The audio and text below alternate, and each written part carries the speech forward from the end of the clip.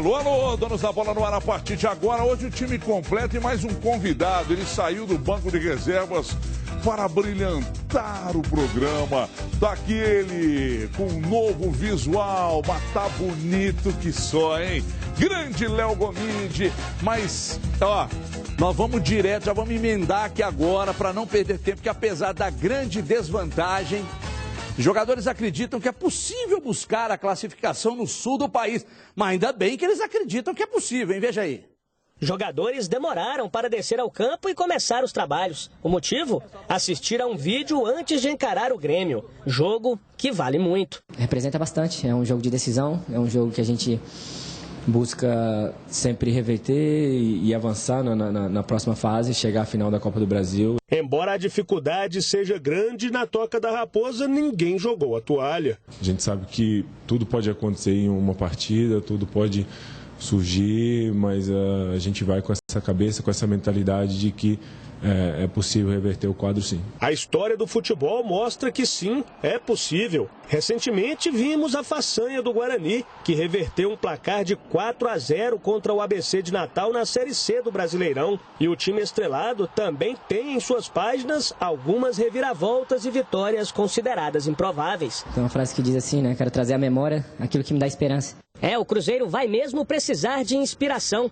Terá que vencer por no mínimo 2 gols de diferença para ir à final da Copa do Brasil. Se devolver o mesmo placar do Mineirão do jogo de ida, a decisão da vaga será nos pênaltis. Até aquele jogo, o Cruzeiro fazia uma ótima campanha na competição.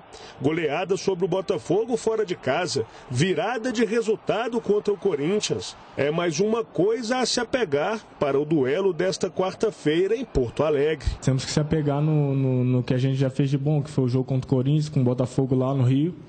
E acredito que na quarta-feira isso possa acontecer também. A nossa esperança é muito grande de poder ir para o Sul e fazer um grande jogo e buscar esse objetivo, buscar esse resultado desde o início da partida. Bom, então é óbvio que não vamos fugir do tema. Não vamos fugir do tema. Começo com você, Léo Gomide, nosso convidado especial de visual novo, está jovial, você está no mínimo uns 20 anos mais jovem agora. Você acredita, você não costuma fugir das responsabilidades, você acredita que o Cruzeiro ainda possa virar esse resultado lá no Sul, Gomide? Boa tarde. Boa tarde, Everton. Prazer estar sempre aqui com vocês. Abraço ao pessoal de casa. Everton, uma situação muito complicada. É um placar que a gente pode dizer que para a Copa do Brasil é até certo ponto um pouco dilatado. Se o jogo fosse no Mineirão, eu acredito que a história poderia ser um pouquinho diferente. Agora, uma coisa é você, por exemplo, disputar uma partida e lá no Sul ganhar de 3-0 do Grêmio, mas assim, aquele jogo, entre aspas, sem responsabilidade. Outra é você sair daqui de Belo Horizonte sabendo que o único resultado que te favorece é um 2-0 para levar para os pênaltis, 3 para você classificar de forma direta, ou fazer um 4-1 para você classificar fazendo mais gols na casa do adversário, por exemplo, se o Grêmio fizer um gol. Jogar com essa obrigação, eu acho que traz um peso a mais, sim. Eu acho que complica um pouco mais. É improvável, mas não é impossível. Muito bem. Eduardo Afonso Alberto Panzi. Que belo nome. Sua mãe vai bem? Vai bem, graças Assiste a Deus. gente? Todos os dias. Um beijo, Tê. Fala o que você falou fora do ar ali fora para mim agora sobre esse jogo de amanhã. Um abraço, Everton. Bom, não lembro porque eu não conversei com você. Mas eu falei com o Dolabella, sentado ali até com o Stefano também, que o Cruzeiro tem que aprontar alguma surpresa para o Grêmio. O Mano Menezes, o meu modo de ver, teria que chegar na Arena Grêmio com algo diferente. E aí talvez o Rafael de centroavante, o Abel no porque gol. ontem a gente falou aqui, vamos conversar sério. Ontem a gente falou aqui, eu acho que o Mano Menezes não deva mudar o estilo dele. Pensando com a cabeça do Mano, eu acho que vai o mesmo Cruzeiro de sempre, aquele time resguardado, que sai na velocidade, mas eu, Eduardo Panzi, tentaria aprontar uma surpresa para o Renato Gaúcho. Talvez Henrique de volante plantado e 4 meias. Alisson, Sobis, Arrascaeta e Robinho, com o Ábila à frente. O famoso 4-1-4-1, tão falado do Tite. tendo a responsabilidade de Sobis e Alisson voltarem para recompor. O Sobis já vem fazendo. O Robinho sabe fazer isso muito bem também, mas seria um Cruzeiro diferente, um Cruzeiro que o Renato Gaúcho não conhece, um Cruzeiro que a maioria não conhece, que o Mano talvez poderia ter trabalhado nessa semana aí que antecede o jogo que acontece amanhã. Seria uma surpresa para o Renato Gaúcho. Porque todo mundo já está cansado de ver o Cruzeiro com 2 volantes, Henrique Romero, Henrique Cabral, Sobis na esquerda, o Arrascaeta centralizado, o Robinho na direita, ou vice-versa, o Árbitro lá na frente. Precisa um fato novo para o Cruzeiro tentar arrancar esse 2-0 lá. Você perguntou para o Gomide se é possível, claro, mas isso que ele falou, eu estou vendo gente aí comparando as viradas do Atlético. O Ramalho citou isso, não tem nada a ver, Everton. O Atlético virou em casa, o Guarani de Campinas vai jogar contra um Boa que não tem torcida. São situações diferentes. Contra o ABC, virou em casa. Então são situações completamente diferentes. O Cruzeiro vai jogar contra um gigante que venceu ele aqui numa Arena Grêmio completamente lotada e com a obrigação, o peso de fazer no mínimo 2 sem tomar 1. É muito difícil. Você já viu aquela história de que quando um clube, mesmo com essa vantagem que o Grêmio tem, lota estádio, tal, alguém diz assim, pô, é um ambiente legal para ser surpreendido, né? A gente já viu isso várias vezes. A gente viu isso aqui, Cruzeiro e Grêmio. Sim. Muita festa, melhor exemplo. Ingressos esgotados. O Cruzeiro num momento... Bom, falar que o momento é bom, brigando lá embaixo, é um negócio meio complicado. Isso tem acontecido com o Cruzeiro constantemente, hein, em mata-mata. Contra o River. E aí, até citei naquela oportunidade, o Genta tendo perguntado, dá para pensar num outro jogo como aquele do River? E foi quase o que aconteceu, né? Foi quase o que aconteceu. Dimara, por gentileza, fale-nos do que você pensa, esse negócio do fato novo aí que você falou, Eduardo, o Mano não tem nada a perder com isso, se ele fizer. Nada a perder. O que você pensa disso, Dimara? Boa tarde. Boa tarde para todo mundo. Seria uma ousadia, assim, mas se a gente lembrar que no próprio jogo do Grêmio aqui, talvez a maior questionamento que foi feito foi a própria mudança defensiva que ele fez, né, apresentando aquela linha de 3 que ele não tinha nem treinado.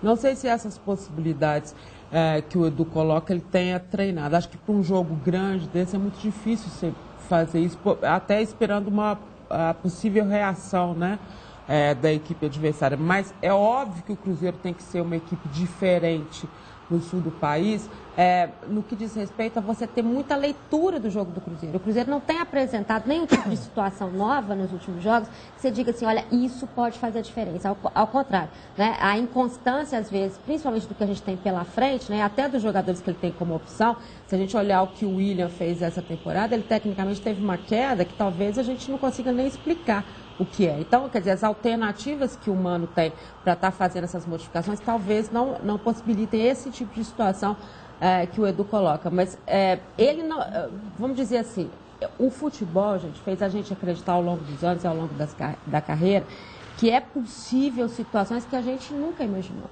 Com o Cruzeiro a gente já viveu várias, com o Atlético a gente já viveu várias.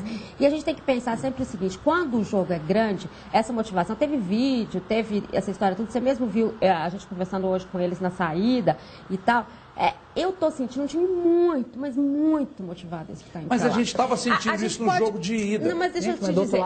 Também. Claro, mas sabe aquela coisa do pilhado? Eu acho que é um Cruzeiro pilhado que vai pra lá. Isso pode dar certo, pode não dar. A gente tem vários exemplos também. Você se lembra aquele jogo do Atlético contra o Flamengo, que o Cuca pilhou demais, o time entrou, fez um estrago, porque foi horroroso, porque adiaram o jogo, aquela história toda. Então você tem essas situações. Mas eu não sei, eu estou sentindo um Cruzeiro, esse Cruzeiro que vai para lá, mais consciente do que o Cruzeiro que jogou. Ô, Cadu, você acha que o fato de...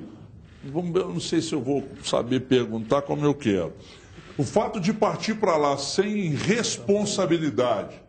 Bom, não, mas tem responsabilidade, mas vocês estão entendendo o que eu estou dizendo. Sim. Porque perdeu 2-0 aqui. Ninguém está acreditando. Né? Tipo muita gente não está acreditando. Você vai meio que como franco atirador. Pode acreditar que o Cruzeiro está indo como franco atirador? Isso é bom ou ruim? Boa tarde. Boa tarde. Eu acho que o resultado é complicado. É uma avaliação mais objetiva. Assim, é muito difícil de tirar esse resultado. Não acho que vai exatamente como franco atirador. O Cruzeiro jogava muitas fichas na Copa do Brasil. Já tem um clima de que é muito difícil o resultado, mas não acho que isso vai tirar o peso, não vai tirar alguma responsabilidade. Acho que vai ser muito complicado conseguir reverter isso. E a única possibilidade tática diferente que eu vislumbro para o Cruzeiro, se ele quiser alguma cartada nova para esse jogo, é essa que o Panes falou. Colocar o Alisson na esquerda, o Sobis na esquerda, o Arrascaeta e o Robinho por dentro desse 4-1-4-1. Porque sem o Elber, sem o Rafinha, ele perdeu possibilidade de mexer demais ali no time, de mudar muito do meio para frente.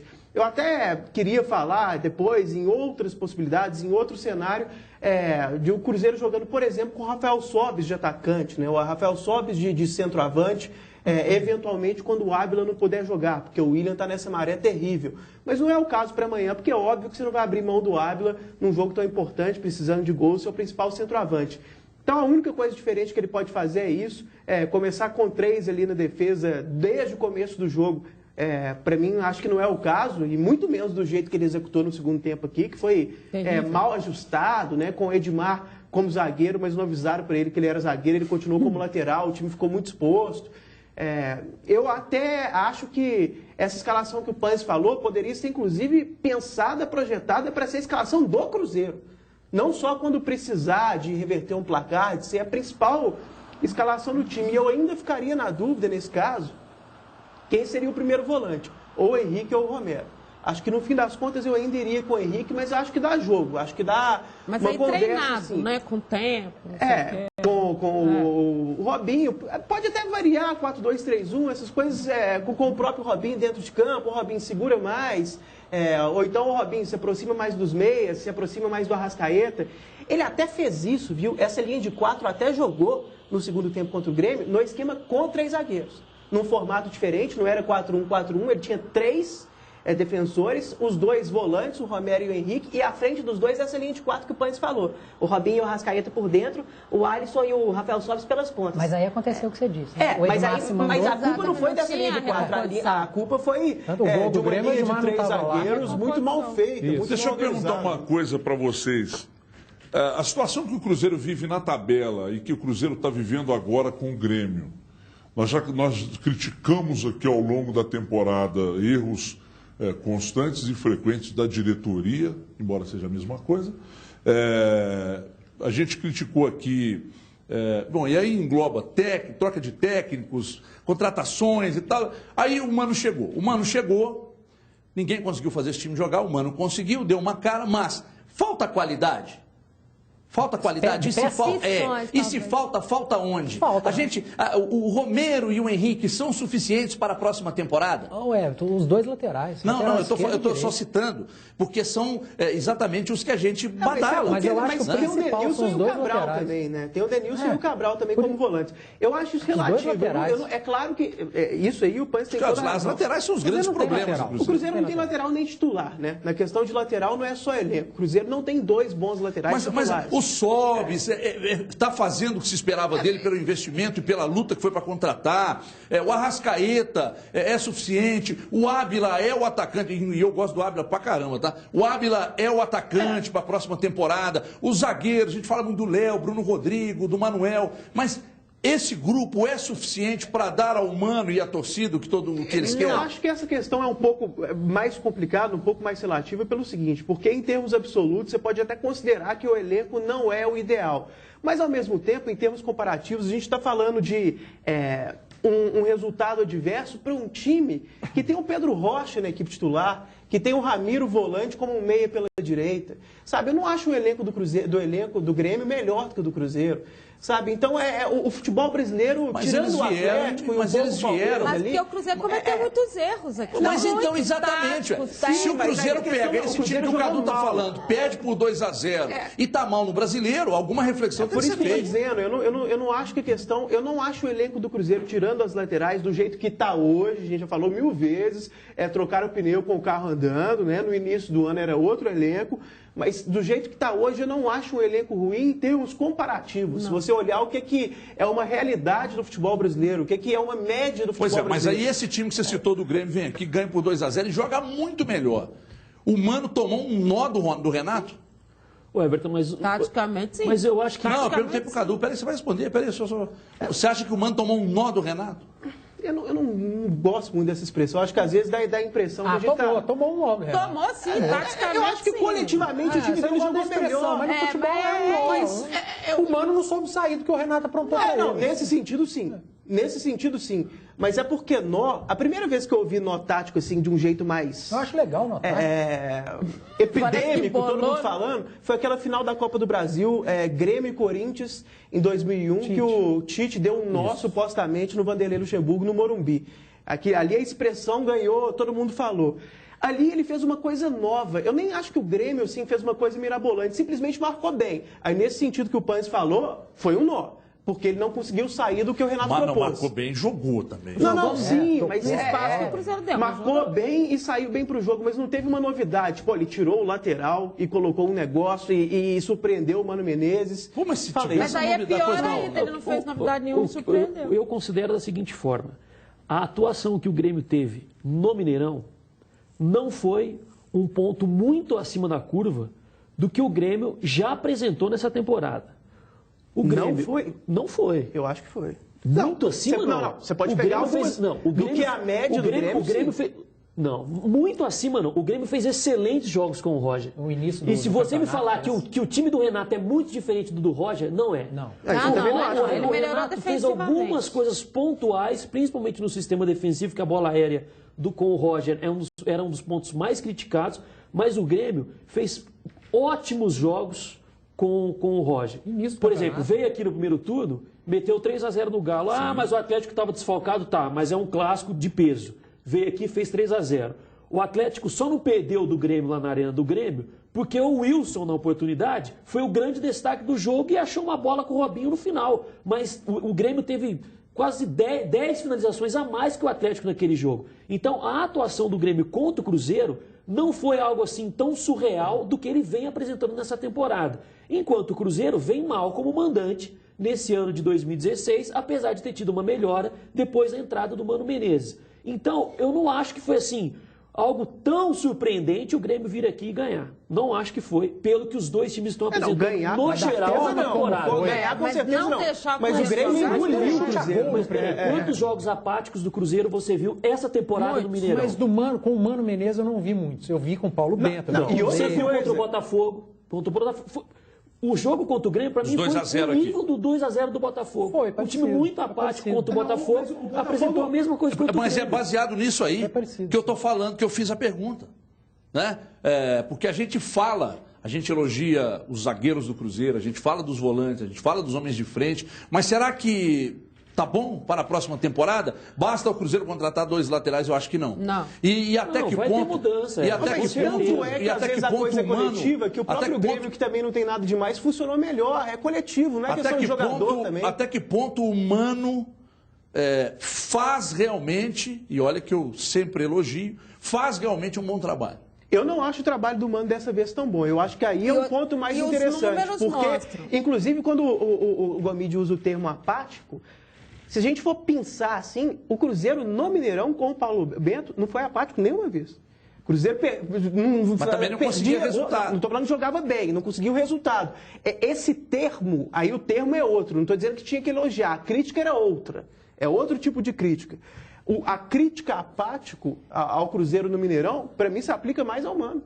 Nesse jogo contra o Botafogo, por exemplo, o jogo contra o Grêmio, de criar pouco. O time do Paulo Bento, o que acontecia? Criava muito, era desorganizado no momento defensivo, era um time, às vezes, um pouco inocente. Era mal escalado. A escolha das peças. Ele deixava jogadores cascudos de fora e pegava a meninada e metia para jogar. Agora, na oportunidade, nós perguntávamos aqui, o Bento faz isso por quê? Alguém pede para ele fazer, ele escala porque ele vê os caras rendendo mais no treino, os jogadores que são mais cascudos não estão treinando como deveriam.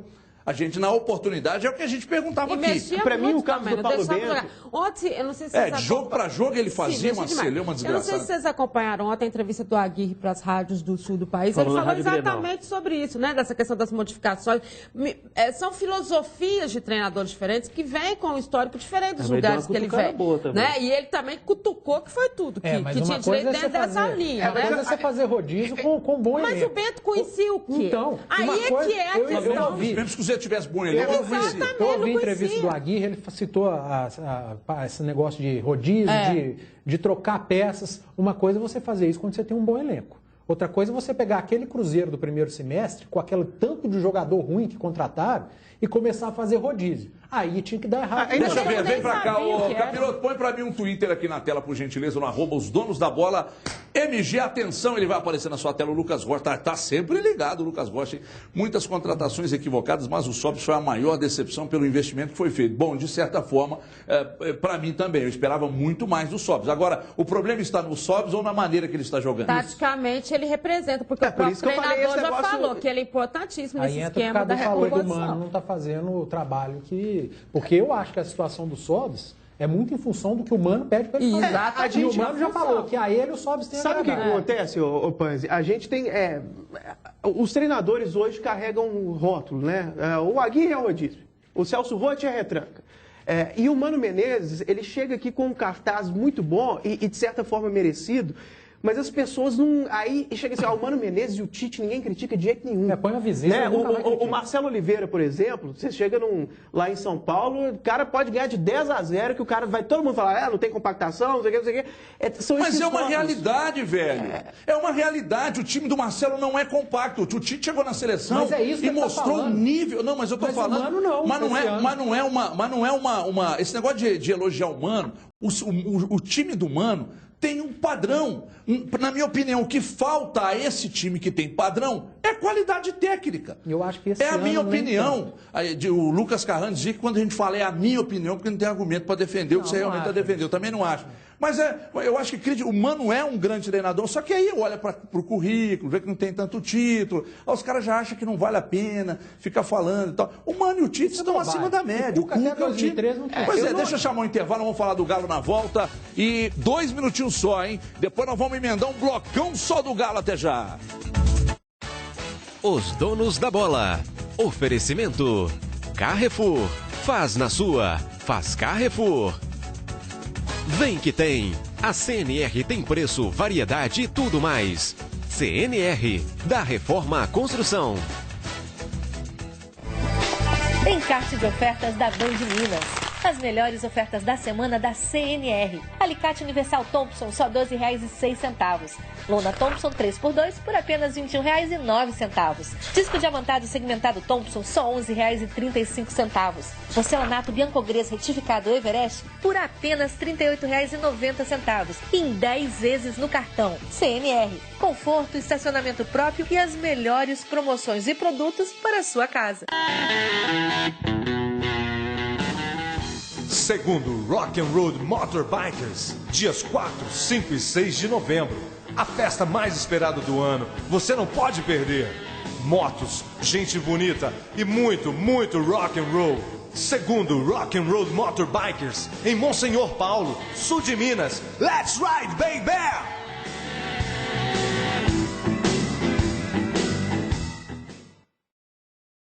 Nivea Man Invisible Black and White apresenta o mundo sem mangas.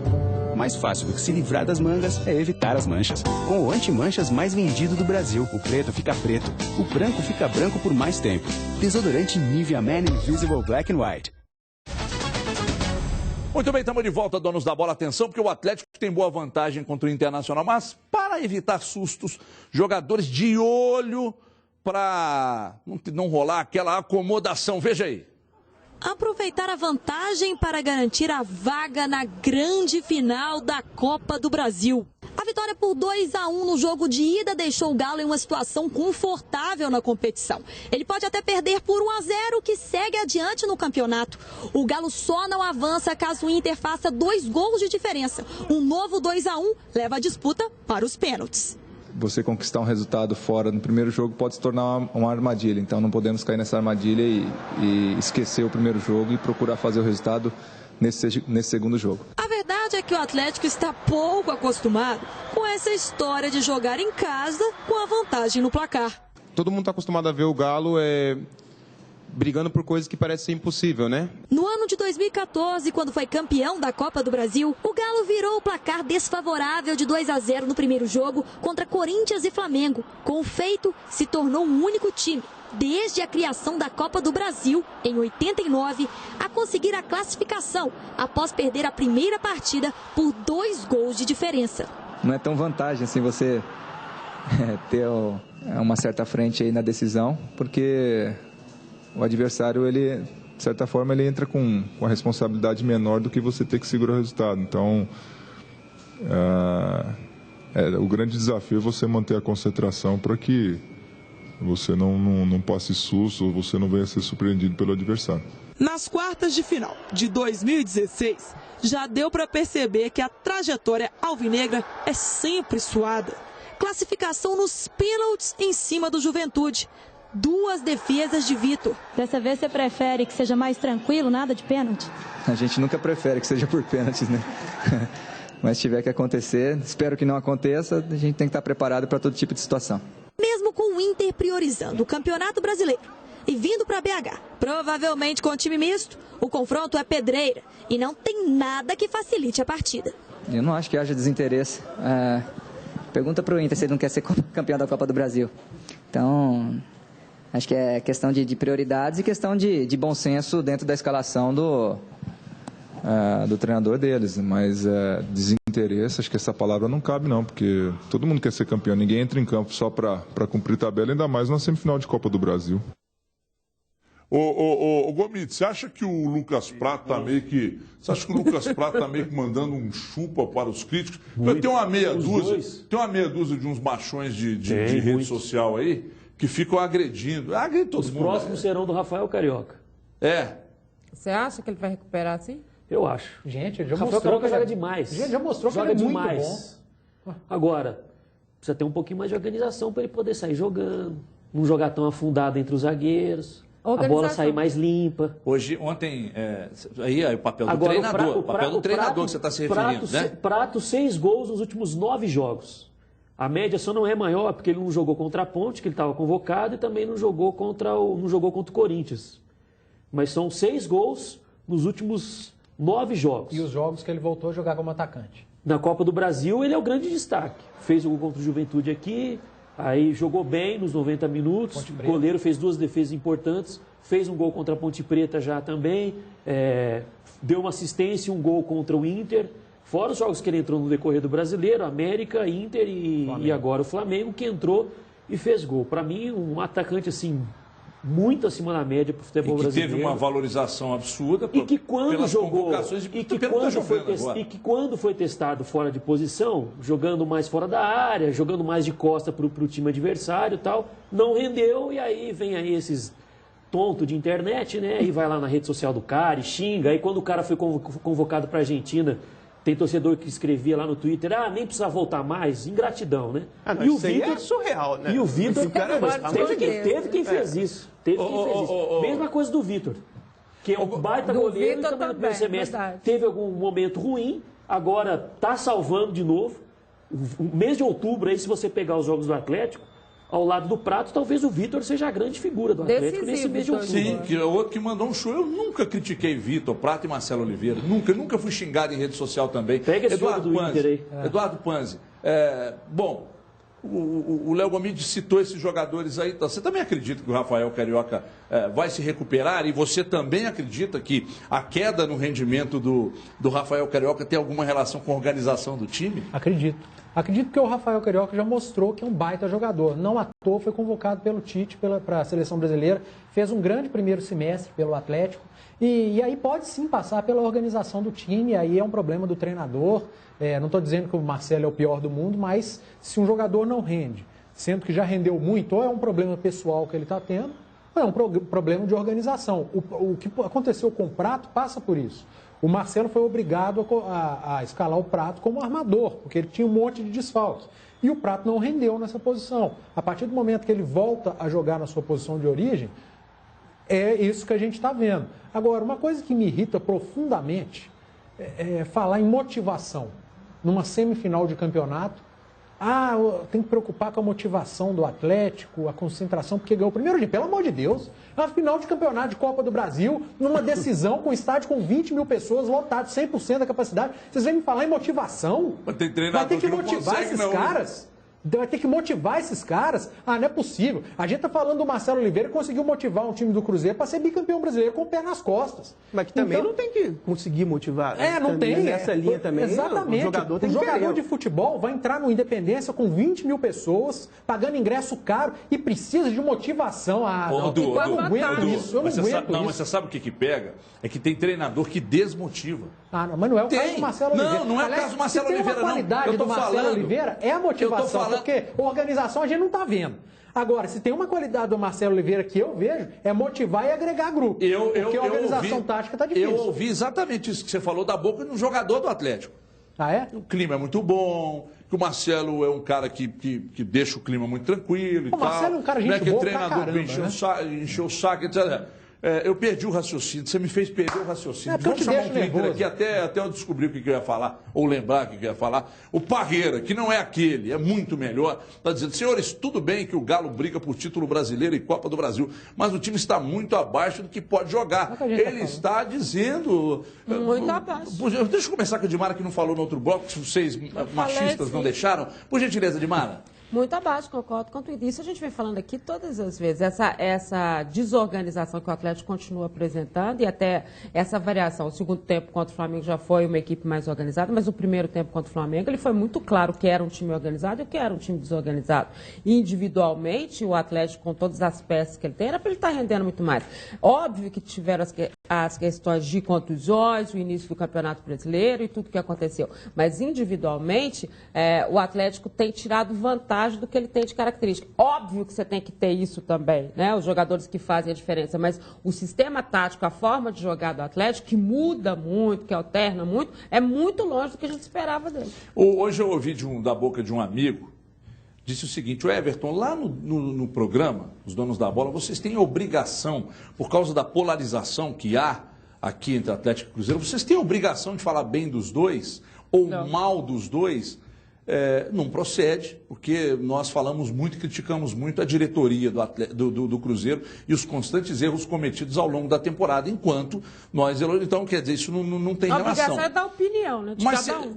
Pois é, mas em cima disso, você acha que as críticas para cima do Marcelo, elas são pesadas ou são merecidas, Igor? Talvez as duas coisas, né? Em alguns casos elas são pesadas, mas no sentido de...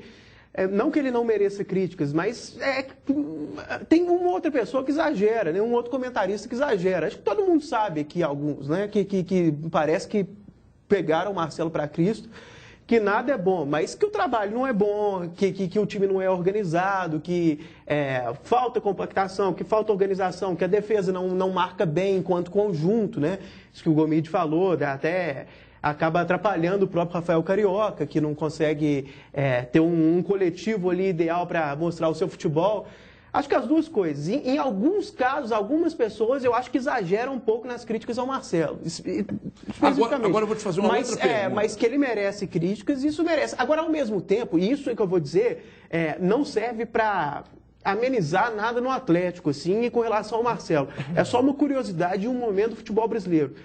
Eu acho que a gente está num momento muito ruim, assim, sabe? Não tem ninguém jogando coletivamente, não tem ninguém apresentando nada. É o que eu falei ontem da grama do vizinho. O Cuca, assim, está melhor do que o Marcelo, está. É mais organizado que o Atlético, mas também não joga o que deveria. Mas em que parte do campeonato alguém jogou demais? Uma parte minimamente longa, nenhuma. Isso que eu estou falando, o campeonato... Mas é exatamente o que eu... Pode ter tido, assim, lampejos bem curtos. Mas é exatamente o que eu venho discutindo com vocês aqui ao longo desse campeonato brasileiro. Eu acho que dois times Eu acho que alguns times são muito parecidos. O Atlético tem um elenco mais qualificado, mas o Palmeiras tem um bom elenco, o Flamengo tem um bom elenco. Você não pode desprezar Diego, você não pode desprezar Guerreiro, o Ilharão está jogando demais, você não pode desprezar. Mas aí, se você pegar Flamengo, Palmeiras e Atlético, o Atlético, o Palmeiras tem um treinador que é um baita treinador e que você não pode dizer algo diferente do Marcelo. Você não pode. O Marcelo tem um currículo de títulos importantes. Então, eu, por exemplo, gosto mais do Cuca. Mas aí já tem gente que diz que o Cuca não é bom de grupo. Não é bom de grupo. Mas, taticamente, eu acho que o Cuca está agregando pouco nesse trabalho também. Eu queria seguir nesse tema com vocês aqui, mas, lamentavelmente, nós vamos seguir um rápido intervalo. Mas já a gente está de volta. Até já. Os donos da bola. Oferecimento. Carrefour. Faz na sua. Faz Carrefour. Vem que tem. A CNR tem preço, variedade e tudo mais. CNR. Da Reforma à Construção. Quero falar pra você, quando compra o Minascap, você ajuda a PAI da sua cidade. Estamos aqui na PAI de João Molevade, onde nós do Minascap, e principalmente você, ajudamos a construir uma sala de dança muito bacana. O que a gente pôde ajudar pra vocês da PAI aqui de João Molevade? Nossa, vocês puderam ajudar a fazer o dia desses meninos bem mais felizes. Eles chegam aqui na sala e ficam emocionados com a sala, porque a gente tinha um espacinho muito pequenininho. É um sonho realizado. Que bom. Né? A gente agradece muito. Segundo Rock and Road Motorbikers, dias 4, 5 e 6 de novembro. A festa mais esperada do ano. Você não pode perder. Motos, gente bonita e muito, muito rock and roll. Segundo Rock and Road Motorbikers, em Monsenhor Paulo, sul de Minas. Let's ride, baby!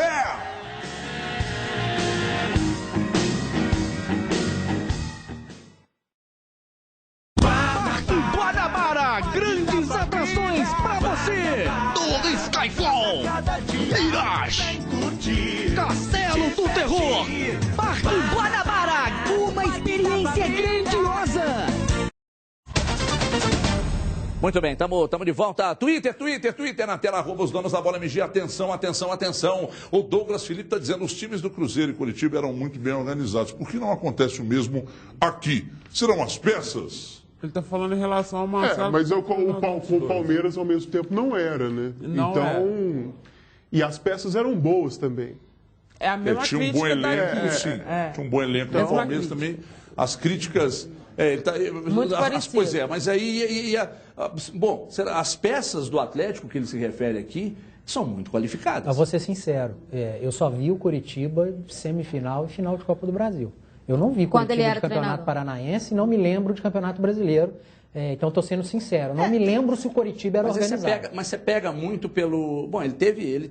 Era um time que fazia muitos gols. Ele teve números lá bateu que recorde lá. Entrou em recorde, mas eu não lembro, eu estou sendo sincero. Mas aí você pega no que você viu lá no Palmeiras, que você também não assistiu todos, nem eu, ninguém assistiu todos. Mas assistimos mais o Palmeiras do que o Curitiba. O Palmeiras assisti muito, era muito chutão, muito. Pois é. E hoje ele tem peças mais qualificadas. Agora é o seguinte, viu, gente? Mesmo assim, eu ainda acho que vai ser campeão da Copa do Brasil. Mesmo assim. Não, Everton, tem grandes chances. Porque o elenco é muito cascudo. Aí vamos pegar isso que eu falei, se não for, depois vamos botar risadinha. É o favorito. É o favorito. Pra mim tá na final. Não, favorito eu não acho, não. Eu acho que tem grandes chances, mas numa... Não, você acha que é... Não, tem grandes chances. Eu não acho que é o favorito. Eu acho que é o favorito eu não acho. Eu acho que tem grandes chances. Eu acho que está na final. Pelo que o Grêmio jogou contra o Cruzeiro aqui, você acha que é favorito? Mas o Grêmio não joga sempre assim. Isso é uma discussão longa. Eu não acho que... Contra o Atlético ele jogou. Mas tem grandíssimas chances. Principalmente aqui. Foram 3 jogos, 2 vitórias e um empate do Grêmio. Mas eu acho que o Atlético vai ser campeão. Não sei. Alguma coisa está me contando. Um abraço. Tchau, pessoal.